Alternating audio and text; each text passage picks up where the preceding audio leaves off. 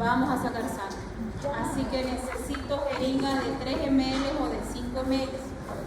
Si no encuentran de 3, tráiganse de 5. Lo ideal es de 3, pero sí, para que ustedes vean la cantidad de sangre que van sacando. Pero si no consiguen de 3, pueden traer una jeringa de 5. Van a traer jeringa y guantes. En el laboratorio nos dan algodón, alcohol y torniquete, pero si ustedes en casa tienen su torniquete más bonito, que duele menos, si tienen frasquito de algodón con alcohol listo ya para trabajar, tráiganse porque va a ser más fácil el poder trabajar así. ¿Listo? ¿Qué más? No se olviden el mandil, por supuesto, gorro y barbijo, lo de siempre. Ya les había dicho que nuestro laboratorio va a ser este. Nos vamos a quedar en el laboratorio de bromatología, que era el subsuelo, al fondo. Y nos vamos a quedar en todo el semestre ahí porque justamente en el horario que ustedes están, el laboratorio de arriba que yo utilizo está ocupado. ¿Muy bien? Ya, entonces vamos a empezar con nuestro primer tema, que es hematopoiesis. Hematopoiesis es un proceso en el cual mi cuerpo comienza a formar células sanguíneas.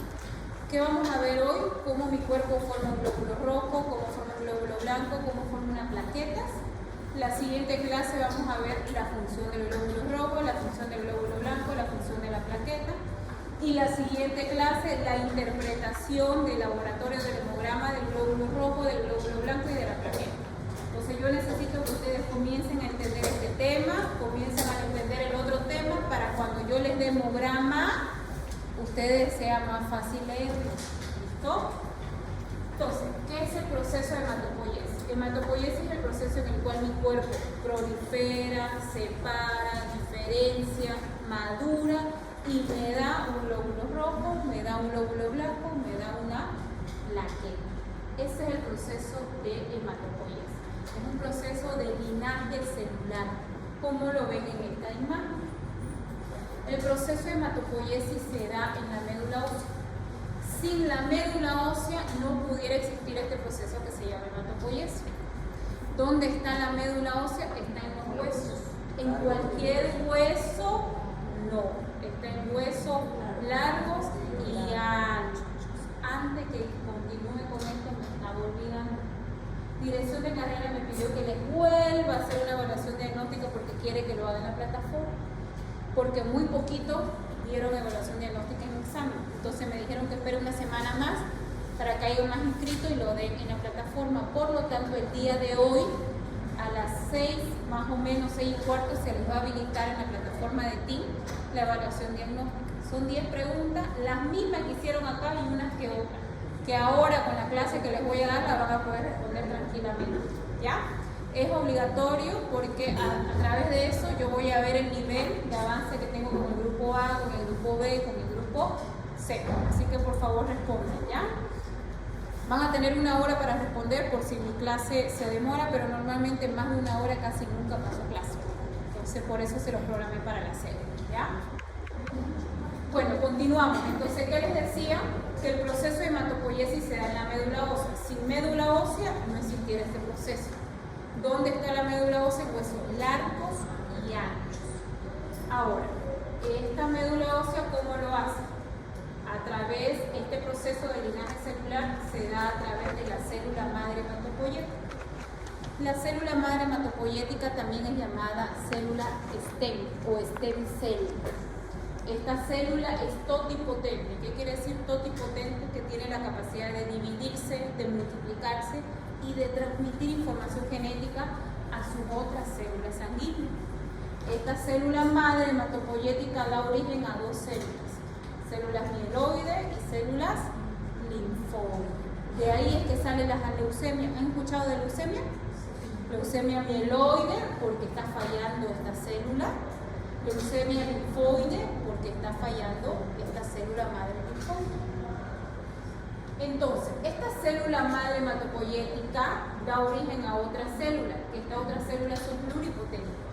Se sigue diferenciando, pero no siguen manejando, transmitiendo esa información genética principal que la tenía esta. Entonces, esta es la forma como se va desarrollando el proceso de hematopoiesis hasta dar origen a glóbulos rojos, glóbulos blancos y plaquetas. Este es un ejemplo. esta es mi stem cell, esta es mi célula madre hematopoyética, que esta va a ordenar la formación de glóbulos rojos, de glóbulos blancos y de plaquetas. Ella va a decir quién es la que va a formar el glóbulo blanco, quién va a formar los glóbulos rojos, quién va a formar las plaquetas. Acuérdense que esa célula madre hematopoyética está en la médula ósea. Y recuerden que esa médula ósea está en los huesos.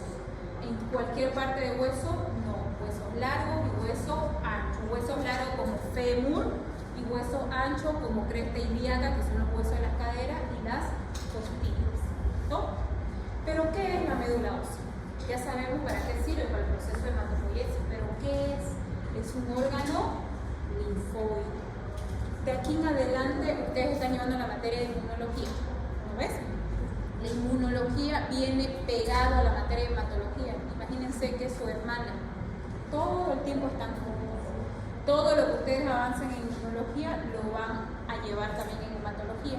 Todo lo que aprendan conmigo en hematología también lo van a ver en la parte de inmunología. Entonces estén atentas a las dos materias. Es más, en la carrera de bioquímica hay una materia que se llama inmunohematología.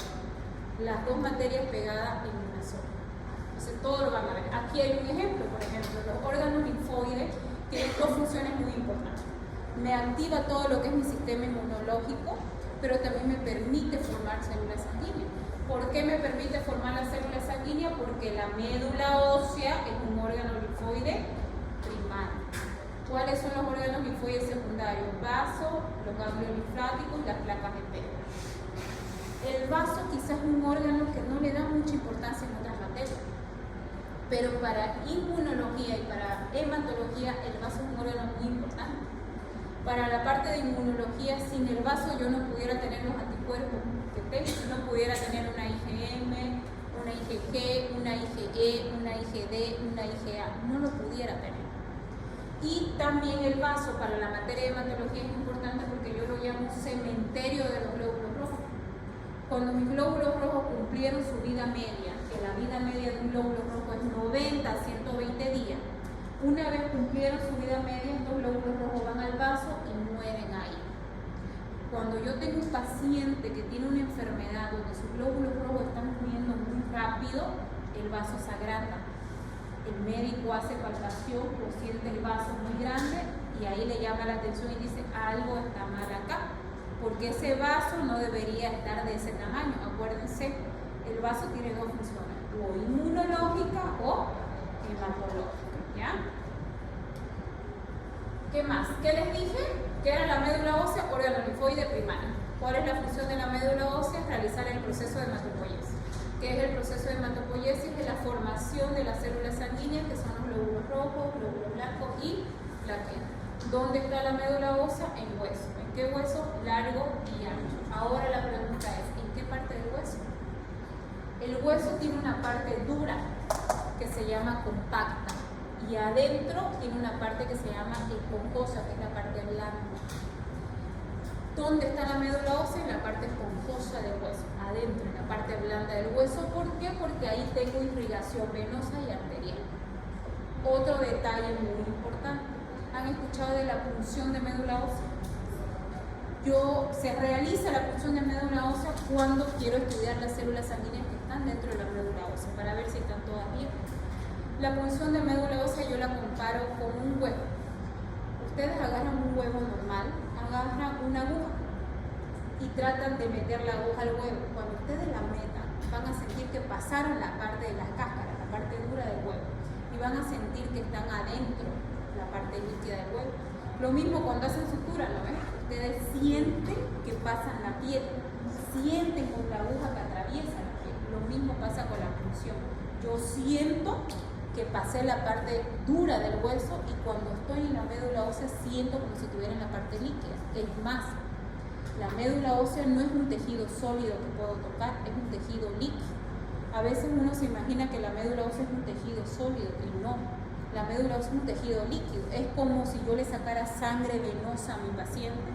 Yo saco sangre de la vena en una jeringa y yo la veo la sangre líquida. Lo mismo es la médula ósea. Yo hago una punción en cresta ilíaca, previamente pongo anestesia, hago una punción con el trocante, que es un material como destornillador, que va destornillando, va entrando, por supuesto utilizo anestesia, paso a la parte dura del hueso y siento que estoy en la parte líquida y aspiro.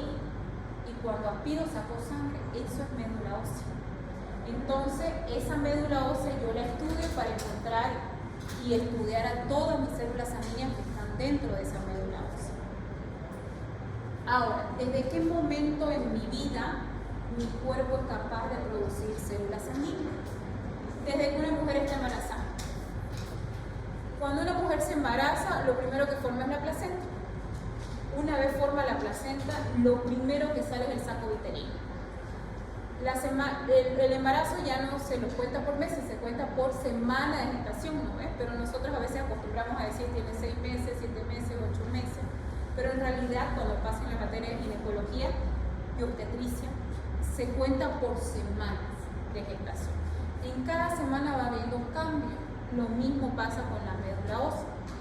Ni bien yo me embarazo, tengo ausencia de ciclo menstrual, y cuando ya yo tengo ausencia de ciclo menstrual porque ya no me bajó, los médicos ya comienzan a contar por semana de embarazo.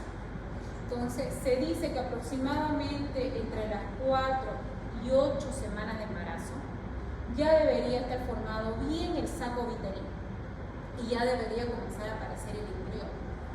Entonces, ni bien estoy embarazada, se forma la placenta y se forma el saco vitelino, este saco vitelino forma células sanguíneas.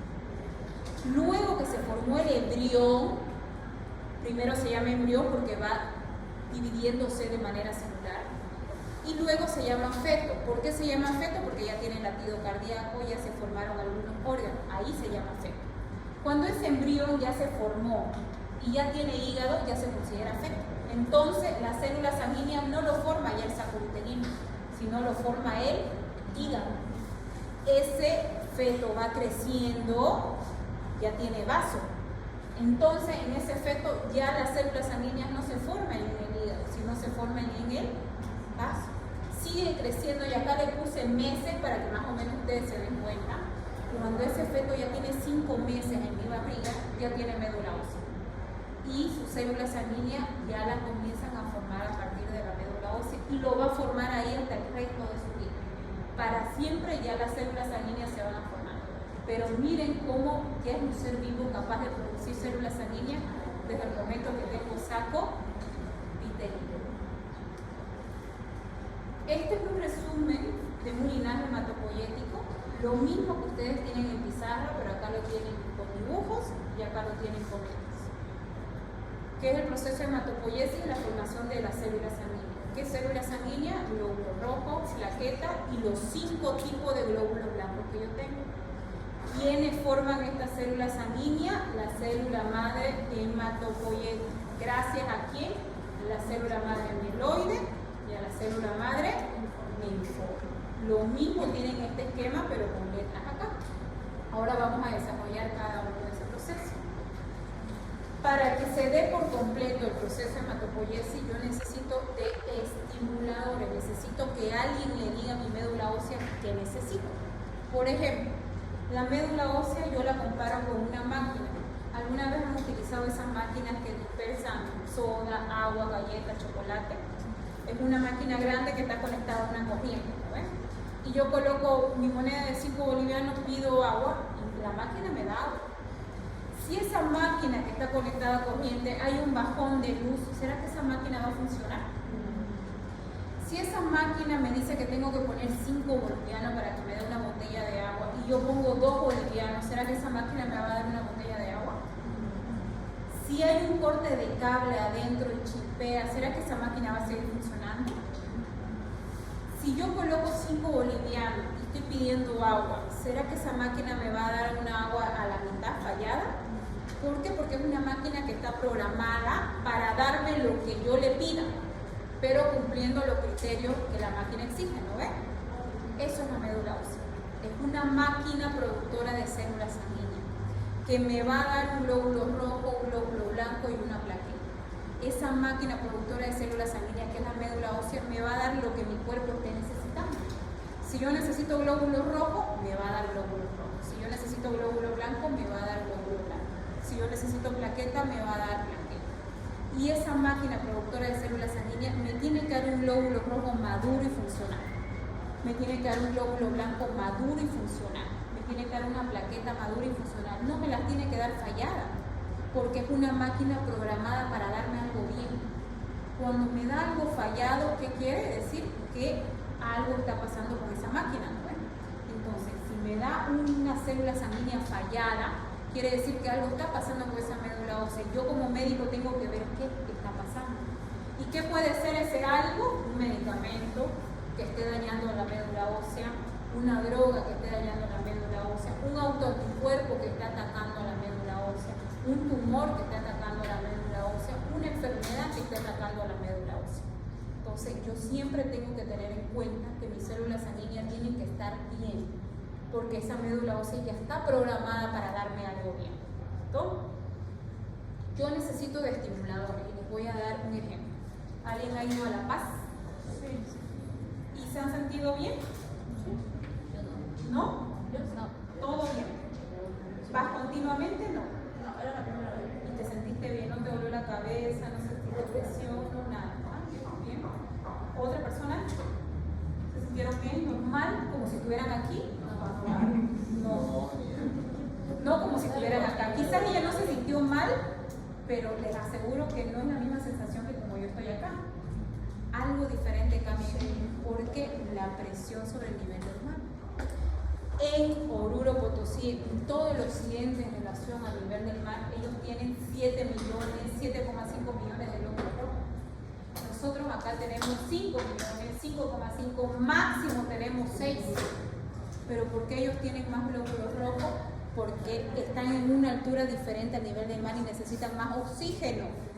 Y los glóbulos son los que transportan oxígeno. Entonces, fisiológicamente su cuerpo, de ellos, para que se adapten a esa zona, produce más glóbulos rojos. Entonces, es normal que ellos tengan más glóbulos rojos, por eso ellos caminan esos picos de calle como si nada, no se cansan, no se ponen mal, su digestión no se vuelve más lenta, no les duele la cabeza, todo normal, porque su cuerpo ya se adaptó.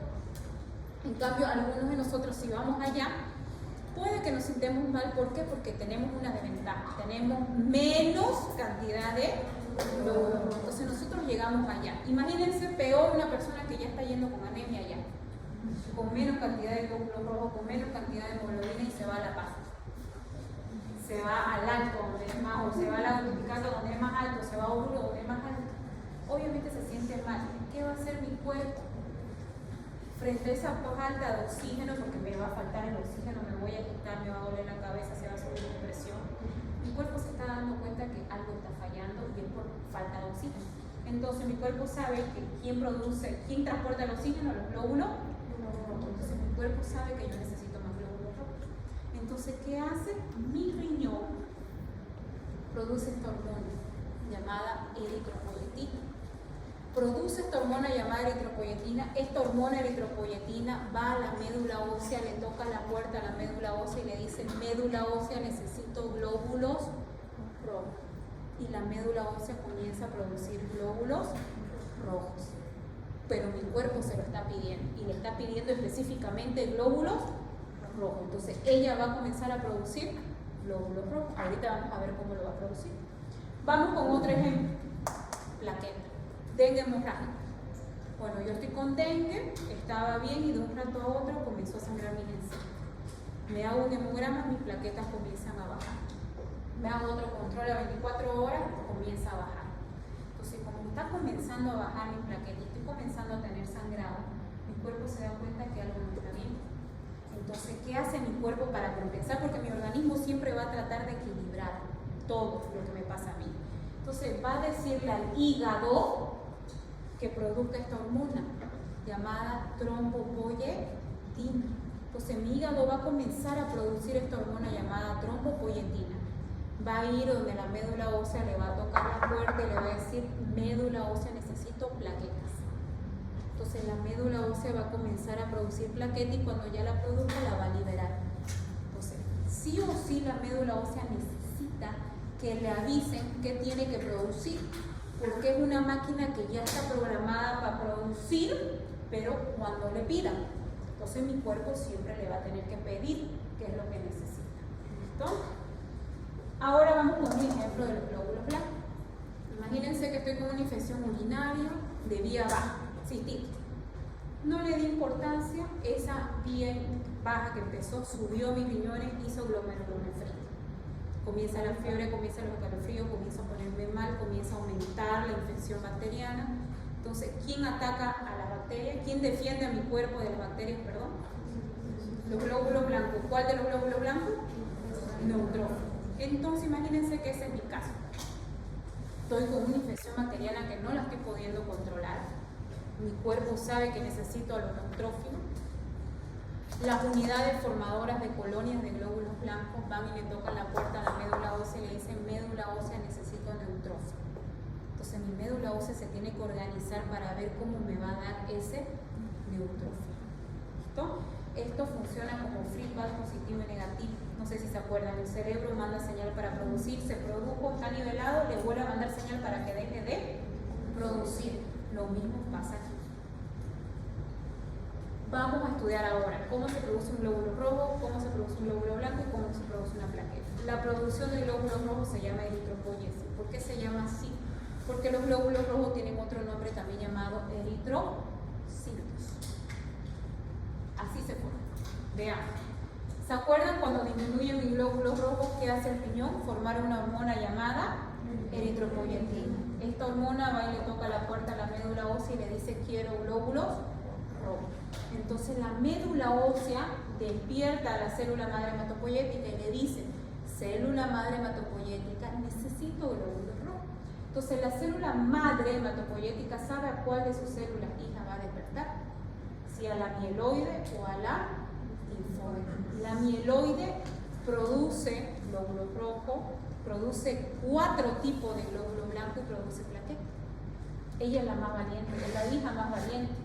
Y esta, la célula madre linfoide, es la hija más floja. ¿Por qué le digo que es la hija más floja? Porque solamente produce una célula, solo produce linfocitos.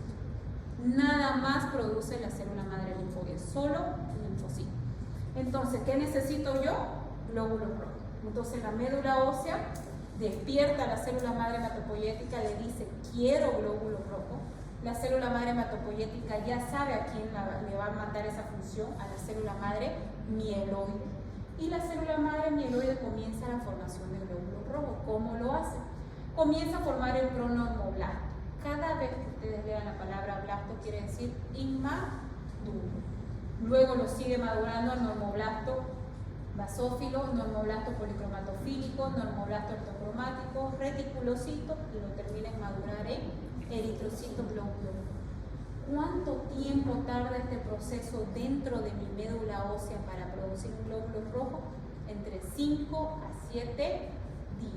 Pero imagínense que tengo un paciente que está sangrando y está sufriendo de hipoxia. ¿Será que tiene tiempo 5 a 7 días para que su cuerpo produzca esto? No. Por eso es que a veces ahí necesito transfundir glóbulos rojos. ¿Listo? Porque no tengo este tiempo para esperar. ¿Mi cuerpo lo va a producir? Sí. ¿Pero cuánto va a tardar? Entre 5 a 7 días. Otro detalle, miren. En todo este proceso de formación comenzó con núcleo. Núcleo, tiene núcleo, tiene núcleo, tiene núcleo, esos puntitos chiquititos que ven adentro, y aquí ya sus núcleos están en los extremos, ya lo está perdiendo. El glóbulo rojo es una célula anucleada. ¿Por qué lo saca su núcleo adentro de él? Porque necesita ese espacio, lo necesita vacío. ¿Por qué lo necesita vacío el glóbulo rojo, ese espacio? ¿Por qué lo saca su núcleo? Porque necesita que ahí adentro entre moléculas de oxígeno, porque él es el que transporta oxígeno a todo mi cuerpo. Entonces lo saca al núcleo para cargarse de moléculas de oxígeno. Por eso el glóbulo rojo es una célula anucleada, no tiene núcleo. ¿Listo? ¿Qué les dije de la médula ósea? Es una máquina productora de células sanguíneas que me va a dar una célula que funcione bien. No me la tiene por qué dar inmadura. Los glóbulos rojos inmaduros se llaman reticulocitos. Entonces, cuando yo veo una célula inmadura en el hemograma, como por ejemplo reticulocito, yo sé que algo no anda bien con mi médula ósea. Sé que mi médula ósea lo liberó. Por ejemplo, tuvo un sangrado muy abundante. Mi cuerpo no lo puede reponer rápido cambio de esos glóbulos rojos. Entonces la médula ósea lo comienza a liberar a los reticulocitos. Le dice, reticulocito, vos tenés la capacidad de transportar oxígeno, te voy a dejar salir, pero en 2 o 3 días, cuando ya estén en sangre y cuando ya le ayudes a esta persona a colocar oxígeno en su cuerpo, necesito que madures y te conviertas en un glóbulo rojo maduro, porque si no te vas a morir. Entonces el reticulocito ya sabe que sale para ayudar a transportar oxígeno, pero sabe que tiene 2 a 3 días en mi sangre para terminar en madurar y convertirse en un glóbulo rojo maduro. Ya mi médula ósea le dice, te dejo salir, pero con la condición de que termines de madurar en el lapso de 2 a 3 días. ¿Ya? ¿Cómo mi cuerpo forma un glóbulo blanco? Veamos el ejemplo del neutrófilo que le dije, que estoy con esta infección urinaria, que empezó baja, convirtió en alta, y mi cuerpo no está pudiendo controlar. Entonces, ¿qué hace? La médula ósea sabe que necesita glóbulo blanco, entonces le dice a la célula madre hematopoyética, necesito neutrófilo. La célula madre hematopoyética tiene que ver cuál de las dos es la que produce neutrófilo. La que produce es la célula madre mieloide. Entonces le dice, célula madre mieloide, necesito neutrófilo. ¿Qué hace la célula madre mieloide? Comienza a formar hemocitoblasto. Acuérdense, blasto quiere decir maduro. Comienza a madurar a mieloblasto, luego a promielocito, luego a mielocito, y se queda aquí. Y este mielocito se divide en 3, sí o sí se divide en 3. Metamielocito eosinófilo, metamielocito neutrófilo y metamielocito basófilo. Pero ¿qué es lo único que necesito yo ahorita? Neutrófilo. Entonces la médula ósea sabe que se formó estos 3, pero no lo va a dejar salir a los 3, porque mi cuerpo el único que necesita es neutrófilo. Entonces le abre la puerta y le dice, neutrófilo, vos sí podés salir. Y lo deja salir al neutrófilo para que vaya y ataque esa bacteria y lo guarda al eosinófilo y a los basófilos. Si yo tuviera una infección parasitaria que mi cuerpo no lo puede controlar, va a dejar salir a los eosinófilos y lo va a guardar al neutrófilo y al basófilo. Por eso ustedes en el hemograma ven que los neutrófilos suben y las otras células están normales, ¿no ves? Por ese motivo.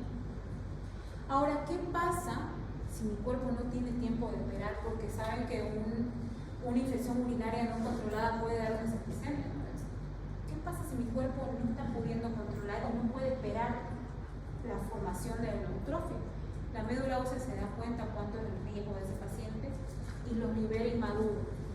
Los neutrófilos inmaduros se llaman células en banda o callado. ¿Han escuchado? La desviación a la izquierda. Bueno, ahí la médula ósea lo libera inmaduro a los neutrófilos para que vayan y combatan esa infección bacteriana y no se muera por una septicemia en el paciente. Entonces, cuando yo en el hemograma veo callados, quiere decir que mi paciente está entrando a una desviación a la izquierda. Y si yo no controlo esa desviación a la izquierda, el siguiente paso es una septicemia. Entonces, así me van avisando estas células sanguíneas qué es lo que está pasando en el cuerpo del paciente. Esta es otra diapositiva de ejemplo y de comparación. Los glóbulos blancos se llaman también leucocitos.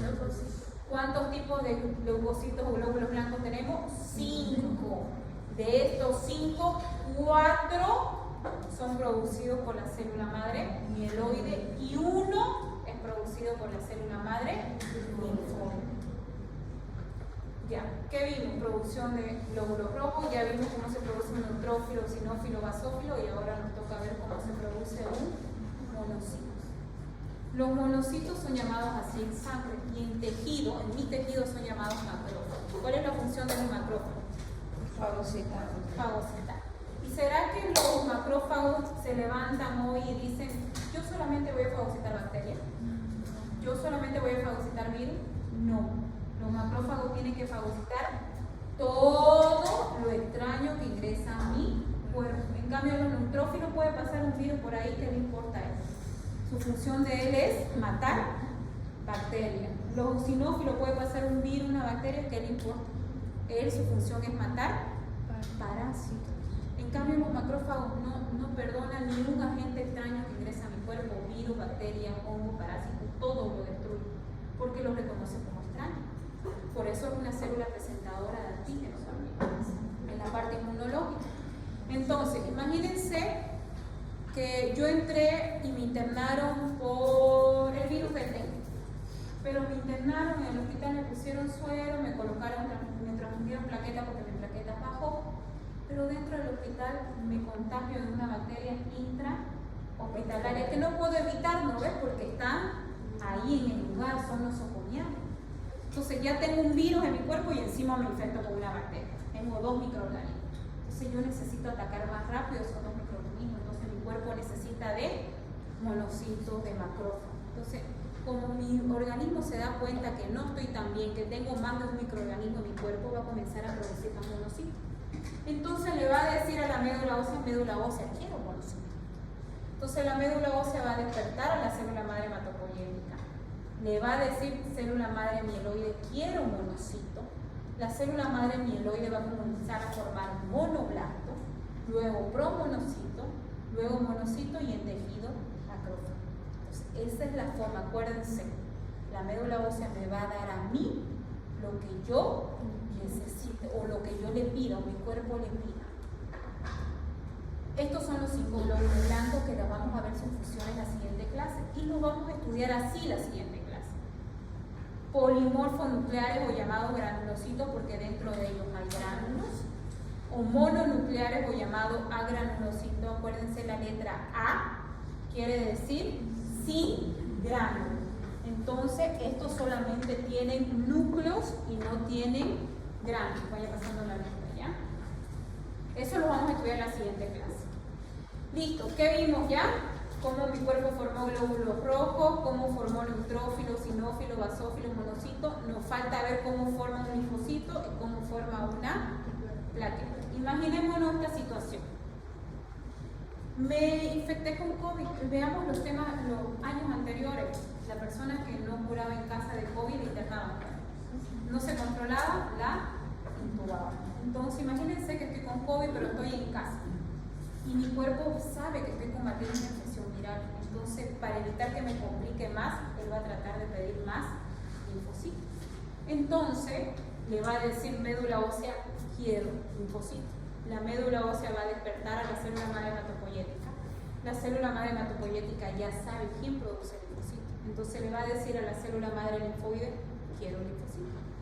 La célula madre linfoide va a comenzar a formar linfoblasto, luego prolinfocito, luego linfocito grande y va a formar los 3 tipos de linfocitos que tenemos: T, B y natural y killer. Y aquí la médula ósea hace una excepción.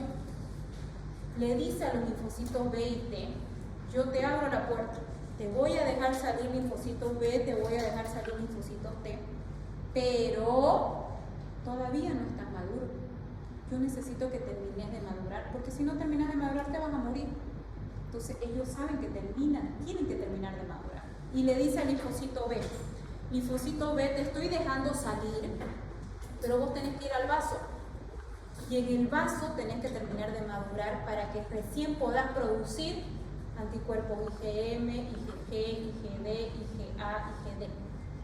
Ya sabe que ese linfocito B tiene que terminar de madurar en el vaso para producir anticuerpos. Y al linfocito T le dice, linfocito T, te voy a dejar salir, pero vas a ir al timo. Y en el timo vas a tener que terminar de madurar. ¿Por qué necesito que termines de madurar? Le explica el linfocito T. Porque una vez maduro vos vas a ser capaz de producir linfocito CD4 y linfocito CD8.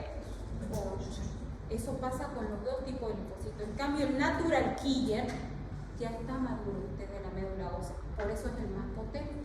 No necesita pasar por otro proceso de adaptación, que es el asesino, que él se sienta ahí atrás, espera que todos traten de combatir esa infección. Cuando ya no pueden hacer nada, él se levanta y va y lo destruye. Es el natural killer, el asesino que le dicen, porque es el más potente que los otros que son linfocitos. Ya, ¿qué nos falta? Plaqueta. Imaginémonos el cuadro de dengue que le dije, que las plaquetas están bajando, bajando, bajando, bajando. Entonces mi cuerpo le dice a la médula ósea, quiero plaquetas. La médula ósea despierta a la célula madre hematopoyética, la célula madre hematopoyética le dice a la célula mieloide, quiero plaquetas. Entonces esta célula madre mieloide comienza a formar plaquetas.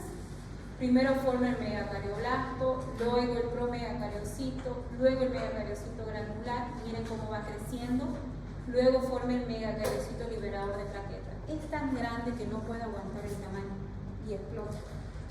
Cuando explota, esos fragmentos al estallar son las plaquetas. Por eso las plaquetas son llamadas también fragmentos celulares.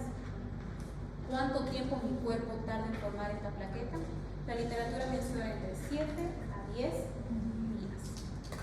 En resumen, esto es un resumen de hematopoiesis, pero con dibujo. ¿Qué es el proceso de hematopoiesis? La formación de células sanguíneas. ¿Quién hace ese proceso de hematopoiesis? La médula ósea. ¿A través de qué? De la célula madre hematopoyética. Esta célula madre hematopoyética pide ayuda a dos células, mieloide y linfoide. La mieloide es la que más trabaja, es la que forma casi todas mis células sanguíneas. Forma los glóbulos rojos, forma los 4 glóbulos blancos, neutrófilo, xilófilo, basófilo y monocito, y forma las plaquetas. La célula linfoide solamente está encargada de formar linfocitos. ¿Cuál es linfocito? T, B y natural. De ahí sale la leucemia. Si mi paciente tiene leucemia mieloide, miren todo el problema que va a tener. Va a tener problemas en glóbulos rojos, glóbulos blancos y en plaquetas. Si mi paciente tiene leucemia linfoide, su problema va a ser completamente en los linfocitos. ¿Alguna pregunta? Yo pregunto. Dígame un número de 1 al 20. 1, 2, 3, 4, 5, 6, 7, 8, 9, 10, 11, 12, 13, 14, 15. Lo que tapan su lápiz. La primera pregunta va a ser para usted. Dígame un número del 1 al 15. 13. No, ella. 1, 2, 3, 4, 5, 6, 7, 8, 9, 10. La de luces rosadas. La primera pregunta va a ser para usted, la segunda pregunta para su compañera. La primera pregunta, léala por favor y resuélvala mientras la va leyendo en voz alta y sus compañeros en silencio para que la podamos escuchar. ¿Cuál de las siguientes afirmaciones es la correcta? La médula ósea se encuentra en huesos largos y es la encargada de la hematopoiesis. La eritropoyetina es una hormona producida por el riñón encargada de estimular la plaquetopoiesis, y la eritropoiesis es la encargada de producir glóbulos rojos entre células. La afirmación correcta sería la primera. Ya, muy bien, la médula ósea se encuentra en huesos largos y anchos. No se van a olvidar eso. Siempre es el dilema de las preguntas, pero doctora, si solamente dice largo, entonces la pregunta está mal. O sea, a veces para nosotros como docentes es muy difícil hacer la pregunta porque ustedes piensan que no decir ancho, la pregunta está mal. Pero que esté en huesos largos, sí. Quizás no le puse ancho, pero sí está en huesos largos. Entonces, voy a tratar de ser completa porque eso he tenido problemas a veces al momento del examen. Por eso les estoy diciendo, no se olviden huesos largos y anchos. ¿Es encargada de la hematopoiesis? Sí. ¿La eritropoyetina es una hormona? Sí, por supuesto. ¿Producida en el riñón? Sí. ¿Encargada de la plaquetopoiesis? No. Es de la eritropoiesis. ¿La eritropoiesis es encargada de producir glóbulos rojos? Sí. ¿Pero en 15 días? No. Se basa entre 5 y 7. Y la plaqueta es entre 7 y 10 días. Su compañera.